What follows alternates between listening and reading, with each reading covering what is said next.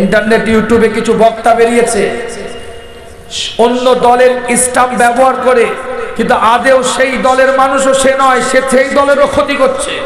পায়ের উপরে পা দিয়ে ভাইরাল হওয়ার জন্য সমাজে ভাইরাসকে ছড়াচ্ছে। তোমার করতে হবে না, করো না। ফতোয়াবাজি করছো কেন? কে কাজ জোর করে গলায় গামছা দিয়ে তোমাকে ফুররিয়াত, জুজিয়াত, মুস্তাহাব, মুস্তাহাসান আমল কে করাতে যাচ্ছে?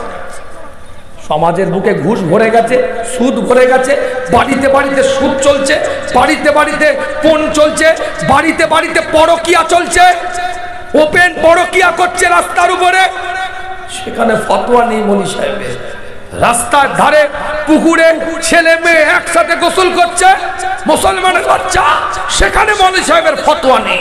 আর যত জুজি মাসলাগুলো ফতোয়া দিয়ে সমাজে বিভাজন তৈরি করছে। থাবড়ানো দরকার এদের।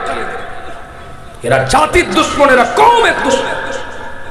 কি ভাই কথা ঠিক বলছি? কথা ঠিক না বল? আরে করতে হবে না, যা তুই যা পারিস করতে যা। ফতোয়া দিয়ে সমাজ নষ্ট করছিস কেন? এত বছর ধরে তাহলে সব শিরক বেদাত করে এলো, হারাম কাজ করে এলো, তুমি সুন্নাত বুঝাতে এসছো? বেহায়া নির্লজ্জা কোথাকারে। দলিল সব দেওয়া আছে। এই যে কথাগুলো বললাম আপনি এটা মনে করবেন না দলিলবিহীন কথা বলছি। আমার অন রেকর্ড দলিল দিয়ে আছে ইউটিউবে, শুনে নিবেন। আল্লাহ আমাদের সকলকে কবুল করেন, সকলে বলেন আমিন। আবারও আপনাদেরকে স্পষ্ট কথা বলছি, খুব নরমাল ভাবে কথা বলছি। দলাদলি বন্ধ করেন, ইখতিলাফ বন্ধ করেন, মতানৈক্য বন্ধ করেন, ইউনিটি তৈরি করেন, একতা তৈরি করেন। জুজি মাসলা নিয়ে ইখতিলাফ করে নিজেদের মধ্যে দূরত্ব করব না। রাজি আছি ইনশাআল্লাহ? যারা করছে তাদেরকে বর্জন করেন, উভয় পক্ষই বর্জন করেন। কথা কিছু বোঝা যাচ্ছে না? বোঝা যায়? আল্লাহ আমাদের সকলকে কবুল করেন। ইমাম শাফি রাহমাতুল্লাহ আলাইহি ইমামে আজম আবু হানিফার মাযহাবটা যখন জিয়ারত করতে গিয়েছিলেন, শোনেন তার ইতিহাস।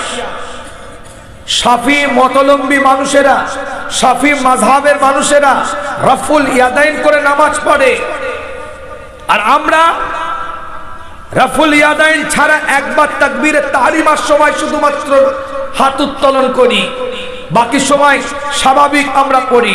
কিন্তু শাফি মাযহাবের মানুষেরা রাফুল ইয়াদাইন করে নামাজ পড়ে। ইমামে আজমের মাজারে গিয়ে 2 রাকাত নফল নামাজ পড়েছিলেন ইমাম শাফি রাহমাতুল্লাহ আলাইহি। সেখানে রাফুল ইয়াদাইন ছাড়া আপনি আমি যেমন হানাফি মাযহাবের নামাজ সেই রকম নামাজ পড়েছিলেন। তার ভক্তরা জিজ্ঞাসা করেছিলেন, হুজুর আপনার ইস্তেহাদ অনুযায়ী তো রাফুল ইয়াদাইন আপনি করেন, জোরে আমিন আপনি বলেন, তো আপনি এখানে 2 রাকাত নফল নামাজে আপনি কেন রাফুল ইয়াদাইন ছাড়া আপনি কেন নামাজ পড়লেন? তখন ইমাম শাফি রাহমাতুল্লাহ আলাইহি বলেছিলেন, এটা মারকাজ ইমামে আজম আবু হানিফা রাহমাতুল্লাহ আলাইহি। আজ যদি আমি শাফি এখানে বসে, আমি যদি ইমাম শাফি এখানে দাঁড়িয়ে 2 রাকাত নফল নামাজে রাফুল ইয়াদাইন করতাম, তাহলে এত বড় ইমাম ইমামে আজম আবু হানিফা রাহমাতুল্লাহ আলাইহির যে ইজতিহাদ, যে ইস্তেমবাদ, তিনি যে মুজতাহিদ, তিনি যে ইস্তেহাদ করে গেছেন, তেনার ইস্তেমবাদের সাথে বিয়াদবি করা হতো।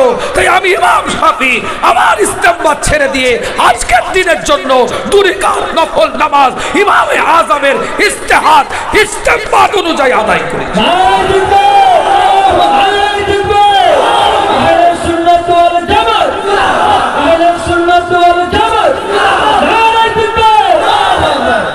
এটা হচ্ছে আদব। অত বড় ইমাম আদব দিচ্ছে, আর এই বেহায়া নির্লজ্জা ভাইরাল হওয়ার জন্য খালি নতুন ফতোয়া দিয়ে সমাজকে ভাইরাস ছড়াচ্ছে। এই কথা বলে, কথা ঠিক বলছি না? কথা বোঝা গেছে না বোঝা যায়নি? তুমি আমল করছো, করতে যাও না, বড় বড় মুক্তি হয়ে গেছে।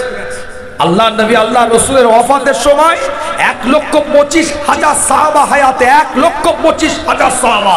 আসমাউল রেজাল্ট খুলে দেখেন, এই 1,25,000 সাহাবার মধ্যে 130 জন সাহাবা ফাকিহ সাহাবা ছিল, যারা মাসলা দিতে পারতো, আর 10 জন সাহাবা মুজতাহিদ সাহাবা ছিল, যারা ইজতিহাদ করতে পারতো। সবাই নবী দেখেছে, কিন্তু সবাই ফতোয়া দেওয়ার যোগ্যতা রাখতো না। পাগলামি করা যায় খুঁজে পাওনি যে সে হাদিস নম্বর বলে ফতোয়া দিয়ে বেরিয়ে চলে যাচ্ছে, কোরআন পড়তে জানে না, বড় মুফতি হয়ে গেছে, ফেসবুকের পোস্ট থেকে মুফতি হয়ে গেছে। নবী দেখেছে, রসুল দেখেছে 1,25,000 সাহাবা, তার মধ্যে থেকে 130 জন সাহাবা ফতোয়া দেওয়ার যোগ্যতা রাখত। আমি পিজ্জা দাও ফতোয়া দেওয়ার যোগ্যতা রাখি না, আমি মুফতি নয়। কথা কিছু বুঝতে পারছে? ফতোয়া জানতে পারেন না আপনি আমার কাছ থেকে, ফতোয়া মুফতির কাছে জানতে হবে আপনাকে। আমার কথা রাগ করছেন নাকি? কথা বুঝতে হবে, যে যে লাইনে সেটা বুঝতে হবে। ডাক্তার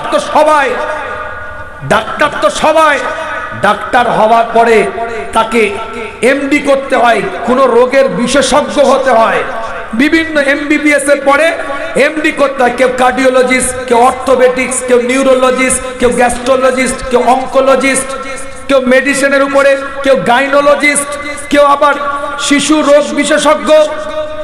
কথা বলে না কেন?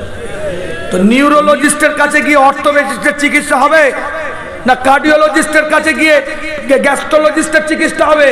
তা তুমি হাফেজ সাহেবের কাছে তেলাওয়াত শিখতে গেছো কেন? হাফেজ সাহেবের কাছে কোরআন মুখস্থ করা শিখবে, আর আপনার কারি সাহেবের কাছে মাখরাজ শিখবে, তালাফফুজ শিখবে। মুফতি সাহেবের কাছে কি কোরআন তেলাওয়াত শিখতে যাবে নাকি? আর না হাফেজ সাহেবের কাছে যে কোরআন আপনি ফতোয়া নিতে যাবে? সব ডিপার্টমেন্টাল আছে। আমার কথা কিছু বোঝা যাচ্ছে না? বোঝা যায় না? রাগ করছেন যে বাবা।